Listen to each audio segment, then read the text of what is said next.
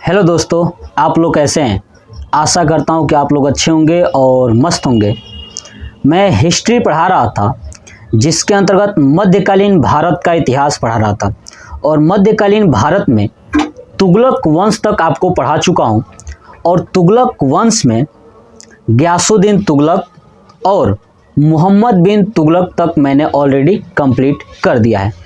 आज की वीडियो में फिरोज शाह तुगलक के बारे में पूरा डिटेल्स A to Z, अगर आप ये वीडियो देख लेते हो ना तो आपको और किसी भी प्रकार का वीडियो देखने की ज़रूरत नहीं है। तो चलिए वीडियो को स्टार्ट करते हैं और सबसे पहले यही जानते हैं कि जो फिरोज शाह तुगलक है कब गद्दी पर बैठा और कब से कब तक रहा। तो देखिए 1351 ईस्वी से लेकर के 1388 ईस्वी तक ये गद्दी पर रहा, क्योंकि 1388 ईस्वी में इसकी मृत्यु हो जाती है। क्या होती है? मृत्यु हो जाती है और 1351 में ये गद्दी पर बैठता है।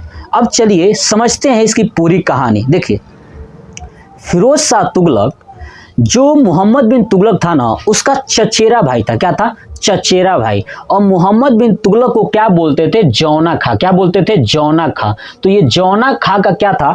चचेरा भाई था। क्या था? चचेरा भाई। तो जब जौना खा यानी मोहम्मद बिन तुगलक की मृत्यु हो जाती है तो उसके बाद गद्दी पर बैठने वाला जो सुल्तान होता है वो फिरोज शाह तुगलक होता है। फिरोज शाह तुगलक जब गद्दी पर बैठ जाता है तो बैठने के बाद ये अपनी एक आत्मकथा लिखता है। क्या लिखता है? आत्मकथा, जिसको बोलते हैं तारीख ए फिरोज शाही। तो ध्यान रखिएगा, फिरोज शाह तुगलक की जो आत्मकथा है किस पुस्तक में है? तो तारीख ए फिरोज शाही। इसी को एक और नाम से बोलते हैं फतूहत ए फिरोज शाही, है ना, फतूहत ए फिरोज शाही। तो तारीख ए फिरोज शाही और फतूहत ए फिरोज शाही किसकी आत्मकथा है? तो फिरोज शाह तुगलक, है ना। किसकी? फिरोज शाह तुगलक। इसने किया था।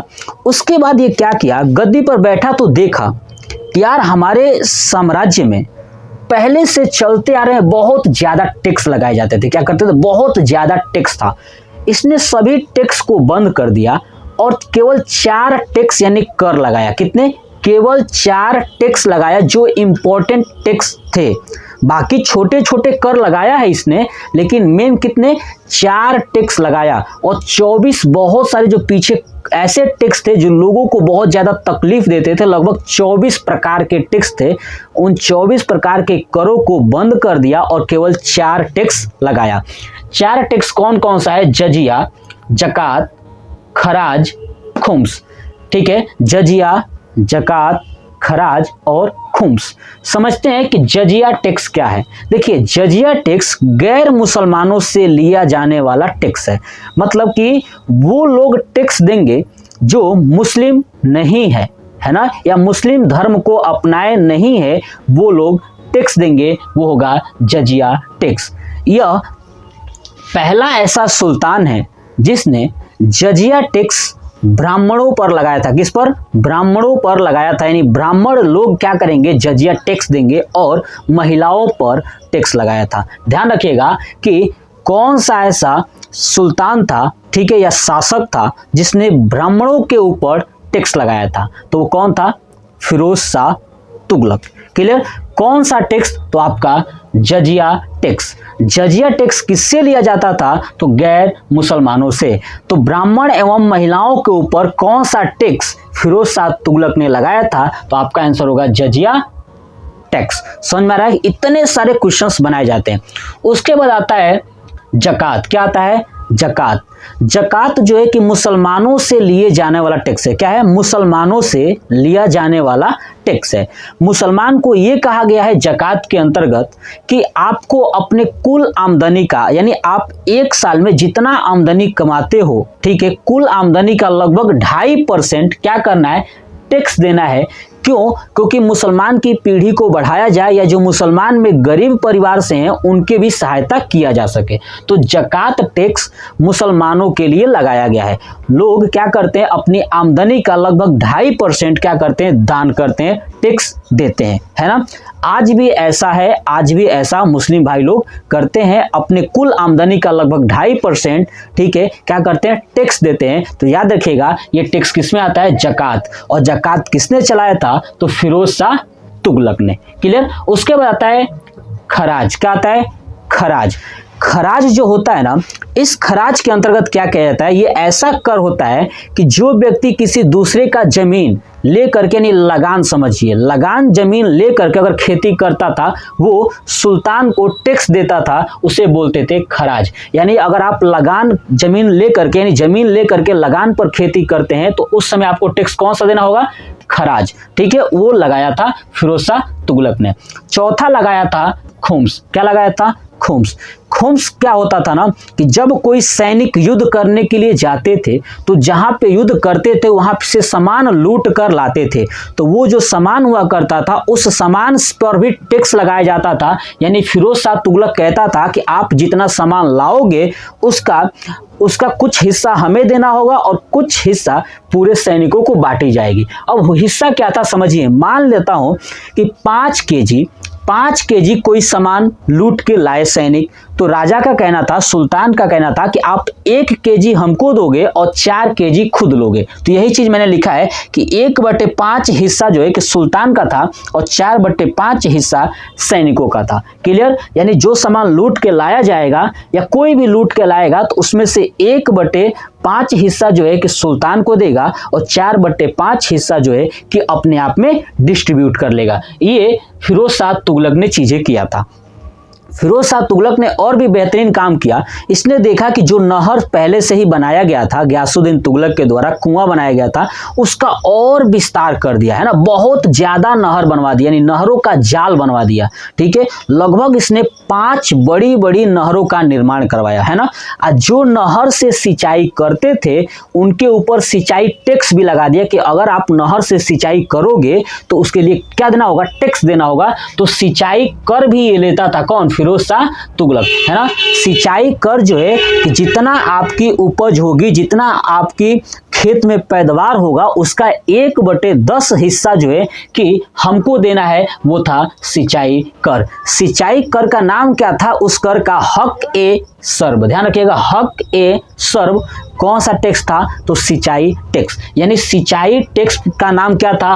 हक ए सर्व। ठीक है, 5 बड़ी नहरों का निर्माण करवाता है और जो व्यक्ति नहर से सिंचाई करते हैं उनके ऊपर टैक्स लगाता है कि भाई आपको टैक्स देना होगा, तभी आप नहर से पानी ले सकते हैं, उसका प्रयोग कर सकते हैं सिंचाई के लिए। तो 1/10 हिस्सा क्या करता था? सिंचाई पर टैक्स लगा दिया। उस टैक्स का नाम क्या था? ठीक है, तो हक ए सर्व, याद रखिएगा। नेक्स्ट देखिए, इसने क्या किया कि पूरा चीजें करने के बाद फिर भी इसने देखा कि हमारे साम्राज्य में क्या थी ना कि कुछ ऐसी मुस्लिम महिलाएं थी जो अनाथ थी, यानी बच्चे अनाथ थे। कुछ ऐसी मुस्लिम महिलाएं थी जो विधवा थी। कुछ लड़कियां थी जिनको घर वालों ने निकाल दिया था। उनकी सहायता के लिए इसने एक विभाग बनाया, दीवान ए खैरात। ध्यान रखिए, दीवान ए खैरात विभाग किसके लिए बनाया गया था? तो मुस्लिम महिलाओं की क्या करने के लिए? सहायता करने के लिए दीवान ए खैरात विभाग फिरोज शाह तुगलक ने बनाया था, ताकि मुस्लिम महिलाओं को सहायता दिया जा सके। उसके बाद इसने क्या किया कि लोक निर्माण विभाग की स्थापना की। सबसे मोस्ट इंपॉर्टेंट क्वेश्चन कि पहली बार लोक निर्माण विभाग की स्थापना किस शासक ने किया था? फिरोज शाह तुगलक। लोक निर्माण विभाग को आज क्या बोलते हैं? PWD। क्या बोलते हैं? PWD, यानी पब्लिक वर्क डिपार्टमेंट। इस डिपार्टमेंट के अंतर्गत क्या होता है कि सड़कों का निर्माण कराया जाता है। क्या कहता है? सड़कों का निर्माण कराया जाता है। तो ये पहला ऐसा सुल्तान है जिसने लोक निर्माण विभाग की स्थापना करता है, यानी PWD। आज बोलते हैं ना PWD, या आपने अपने जिला पर देखा होगा लोक निर्माण विभाग। ये पहली बार कौन लाया था? फिरोज शाह तुगलक। इसके अंतर्गत क्या होता है? तो सड़कों का निर्माण किया जाता है। आगे समझ में? तो ये था इसकी पूरी कहानी। अब चलते हैं और आगे की तरफ। देखिए, ये ऐसा सुल्तान है जिसने संस्कृत के कुछ पुस्तकों को फारसी में अनुवाद कराया था। ध्यान रखिए, संस्कृत के जो ग्रंथ थे ना उसको फारसी में क्या किया? अनुवाद किया। तो आपसे पूछा जाए कि कौन सा ऐसा पहला सुल्तान है जिसने संस्कृत ग्रंथ को या संस्कृत की पुस्तकों को फारसी में अनुवाद कराया था, तो वो है आपका फिरोज शाह तुगलक। इसने संस्कृत ग्रंथ को क्या किया था, फारसी में अनुवाद कराया था। क्लियर। उसके बाद फिरोज शाह तुगलक जो है कि दास से बहुत ज्यादा प्रेम करता था, यानी गुलामों से बहुत ज्यादा प्रेम करता था।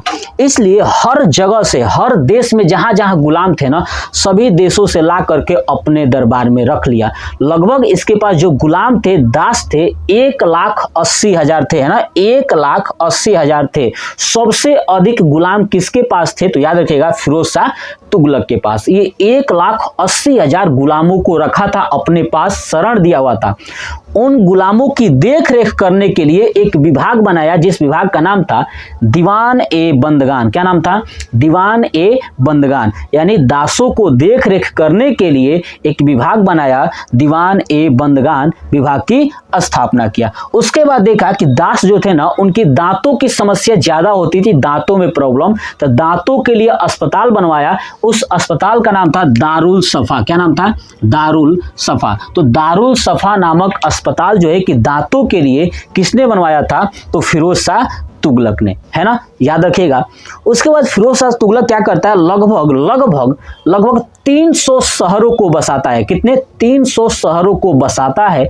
उसमें से कुछ शहर है हिसार, फिरोजाबाद, फतेहाबाद, फिरोजपुर, जौनपुर, फैजाबाद, फिरोज शाह कोटला।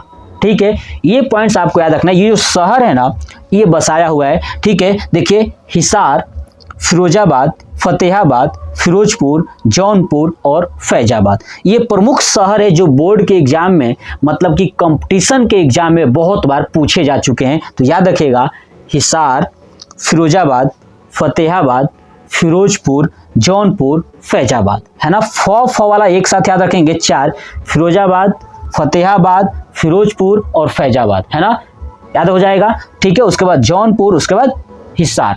तो ये अब देखिए, फिरोज शाह कोटला दिल्ली में इसने बनाया था। वही फिरोज शाह कोटला है जिसको बाद में चल के नरेंद्र मोदी जी अरुण जेटली स्टेडियम कर दिया है ना। अरुण जेटली स्टेडियम क्या क्या है, मोदी जी ने कर दिया है। क्लियर। तो ये समझ आया, फिरोज शाह कोटला कहाँ है, दिल्ली में, और इसका नाम चेंज हो गया है, क्या हो गया, अरुण जेटली स्टेडियम हो गया है। कंप्लीट। अब देखिए, जो जौनपुर दिख रहा है ना आपको, ये जौनपुर शहर जो है ना कि फिरोज शाह तुगलक ने बसाया। ये अपने चचे जो भाई था ना, जौना खा के नाम पर जौनपुर शहर को बसाया गया। तो बहुत बार एग्जाम में पूछा गया है कि जौनपुर शहर किसके नाम पर बसाया गया, तो जौना खा यानी मोहम्मद बिन तुगलक के नाम पर। किसने बसाया था, तो फिरोज शाह तुगलक ने। ये बहुत बार एग्जाम में पूछा गया है, मैं नीचे लिख चुका हूं। ठीक है, कि जौनपुर शहर जो है कि जौना खा के नाम पर बसाया गया। उसके बाद ये फिरोज शाह तुगलक इतना चालाक था, इसने दिमाग लगाया कि यार मैं मोहम्मद बिन तुगलक का चचेरा भाई हूं। ठीक है, मोहम्मद बिन तुगलक मरा तो मैं गद्दी पर बैठ गया, क्यों ना ऐसा नियम लाया जाए कि मैं जब मरूं तो मेरा पुत्र ही गद्दी पर बैठे। तो इसने क्या किया कि जो सैन्य का पद था ना, शासन करने का जो पद हुआ करता था, उसको क्या कर दिया, वंशानुगत बना दिया। यानी मेरा ही वंश क्या करेगा, सैन्य का पद संभालेगा, है ना, या सैन्य का मेन मुखिया होगा या राजा बनेगा। तो इसने क्या किया, दिमाग लगाया कि सैन्य पद को क्या कर दिया, वंशानुगत बना दिया, कि मेरा ही वंश जो होगा ना, मेरा कोई चचेरा कोई भी अदर नहीं होगा, मेरा ही वंश जो है क्या होगा, उस पद को संभालेगा। ये था इसका प्रमुख कार्य और पूरा इसकी डिटेल्स जानकारी। उसके बाद इसकी मृत्यु हो जाती है 1388 ईस्वी में। किसकी, फिरोज शाह तुगलक की मृत्यु हो जाती है। क्लियर। तो आप सबसे पहले इस फिरोज शाह तुगलक की पूरा डिटेल्स का आप स्क्रीनशॉट ले लीजिए। ठीक है, और स्क्रीनशॉट लेने के बाद आप इस वीडियो को कई बार देखेंगे तो आप देखेंगे कि आपके अंदर कितना बदलाव आ चुका है हिस्ट्री से संबंधित। पूरा डिटेल्स, इससे ज़्यादा कुछ नहीं पढ़ना है और नहीं आपको ज़्यादा चीज़ों पे ध्यान देना है। तो ये वीडियो कैसा लगा कमेंट बॉक्स में कमेंट करके जरूर बताइएगा। जय हिंद, जय भारत, वंदे मातरम।